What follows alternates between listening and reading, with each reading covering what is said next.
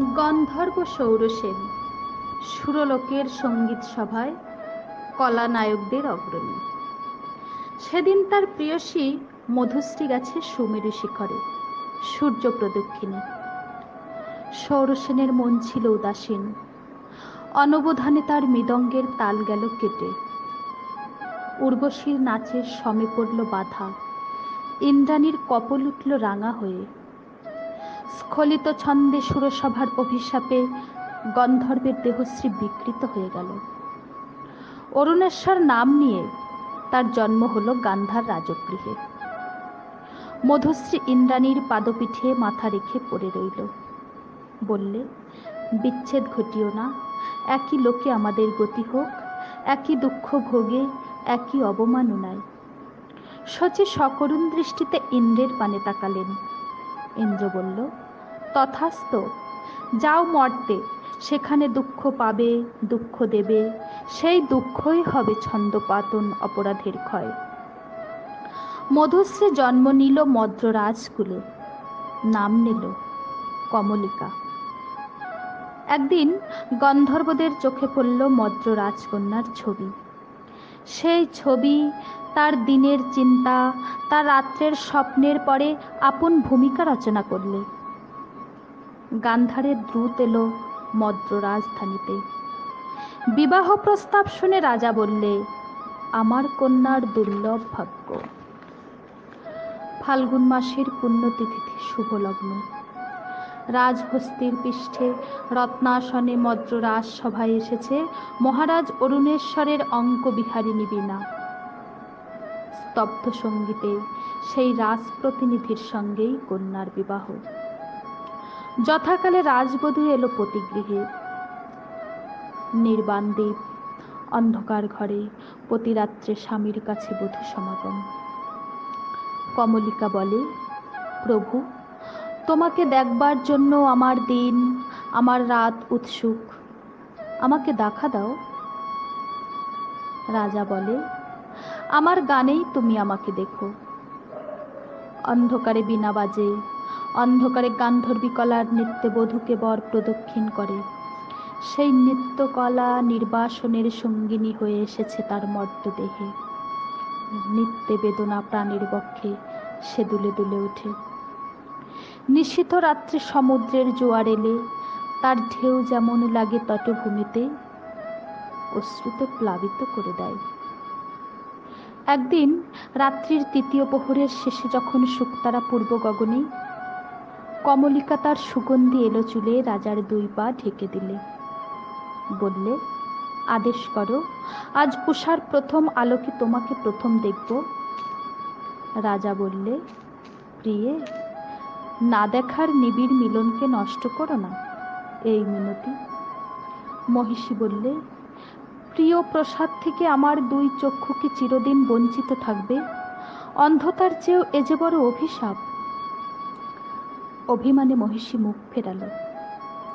রাজা বললে, কাল চৈত্র সংক্রান্তি, নাগকেশরের বনে নিভৃতে সখাদের সঙ্গে আমার নৃত্যের দিন। প্রাসাদ শিখর থেকে চেয়ে দেখো। মহিষীর দীর্ঘ নিঃশ্বাস পড়ল। বলল, চিনব কি করে? রাজা বললে, যেমন খুশি কল্পনা করে নিও, সেই কল্পনাই হবে সত্য। চৈত্র সংক্রান্তির রাত্রে আবার মিলন। মহিষী বললে, দেখলাম নাচ, যেন মঞ্জরিত শালোত্তরুর শ্রেণীতে বসন্তর বাতাসের মত্ততা।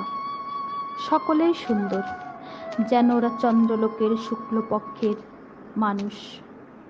কেবল একজন কুষ্টি কেন রসভঙ্গ করলে? ও যেন রাহুর অনুচর। ওখানে কি গুণে সে পেল প্রবেশের অধিকার? রাজা স্তব্ধ হয়ে রইল। কিছু পরে বললে, ওই কুশ্রীর পরম বেদনাতেই তো সুন্দরের আহ্বান। কালো মেঘের লজ্জাকে সান্ত্বনা দিতে সূর্যরশ্মি তার ললাটে পড়া ইন্দ্রধনু, মরুনিরস কালো মর্তের অভিশাপের উপর স্বর্গের করুণা যখন রূপ ধরে, তখনই তো শ্যামল সুন্দরের আবির্ভাব। প্রিয়তম, সেই করুণাই কি কাল তোমার হৃদয়কে মধুর করেনি? না মহারাজ, না, বলে মহিষী মুখ ফেরাল। রাজার কণ্ঠে সুরে অশ্রুর ছোঁয়া লাগলো। বললে, যাকে দয়া করলে হৃদয় তোমার ভরে উঠত, তাকে ঘৃণা করে মনকে কেন পাথর করলে? রসবিকৃতির পীড়া সইতে পারিনি, এই বলে মহিষী তার আসন থেকে উঠে পড়ল। রাজা তার হাত ধরলে, বললে, একদিন সইতে পারবে আপনারই আন্তরিক রসের দাক্ষিণ্যে। কুশ্রীর আত্মত্যাগেই সুন্দরের সার্থকতা। ভ্রুকিটিল করে মহিষী বললে, অসুন্দরের জন্য তোমার এই অনুকম্পার অর্থ বুঝিনে। ওই শোনো উষার প্রথম কোকিলের ডাক, অন্ধকারের মধ্যে তার আলোকের অনুভূতি। আজ সূর্যোদয় মুহূর্তে তোমারও প্রকাশ হবে, আর দিনের মুহূর্তের এই আশায় রইলাম। রাজা বললে, তাই হোক। ভীরুতা যাক কেটে দেখা হলো, টলে উঠল যুগলের সংসার। কি অন্যায়, কি নিষ্ঠুর বঞ্চনা! বলতে বলতে মহিষী ঘর থেকে বেরিয়ে পালিয়ে গেল। গেল বহু দূরে, মৃগয়ার জন্য যে রাজগৃহ আছে সেইখানে। কুয়াশার শুকতারার মতো লজ্জায় সে আচ্ছন্ন। রাত্রি যখন 2 প্রহর, তখন আধঘুমে সে শুনতে পায় এক বীণার ধ্বনির আর্তরাগিনী। স্বপ্নে বহু দূরে আভাস আসে, মনে হয় এই সুর চিরদিনের চেনা। রাতের পর রাত গেল, অন্ধকারে তরুতলে যে মানুষ ছায়ার মতো নাচে, তাকে চোখে দেখে না, তাকে হৃদয়ে দেখা যায়। যেমন দেখা যায় জনশূন্য দিউদার বনের দোলায়িত শাখায় দক্ষিণ সমুদ্রের হাওয়ার হাহাকার মূর্তি। একই হলো রাজমহিষীর। কোন হতাশের বিরহ তার বিরহকে জাগিয়ে তোলে? মাটির প্রদীপ শিখায় সোনার প্রদীপ জ্বলে উঠল বুঝি? রাত জাগা পাখি নিস্তব্ধ নীরের পাশ দিয়ে হু হু করে উড়ে যায়। তার পাখার শব্দে ঘুমন্ত পাখির পাখা উৎসুক হয়ে ওঠে যে। বিনায় বাজতে থাকে কেদারা, বেহাগ, বাজে কালাংরা। আকাশে আকাশে তারাগুলি যেন তামসী তপস্বিনীর নীরব জপমন্ত্র। রাজমহিষী বিছানার পরে উঠে বসে। স্রস্ত্র তার বেণী, ত্রস্ত্র তার বক্ষ, বীণার গুঞ্জন আকাশে মেলে দেয় এক অন্তহীন অভিসারের পথ। রাগিনী বিছানো সেই শূন্য পথে বেরিয়ে পড়ে তার মন। কার দিকে? দেখার আগে যাকে চিনেছিল তারই দিকে। একদিন নিমফুলের গন্ধ অন্ধকার ঘরে অনির্বচনের আমন্ত্রণ নিয়ে এসেছে। মহিষী বিছানা ছেড়ে বাতায়নের কাছে এসে দাঁড়ালে।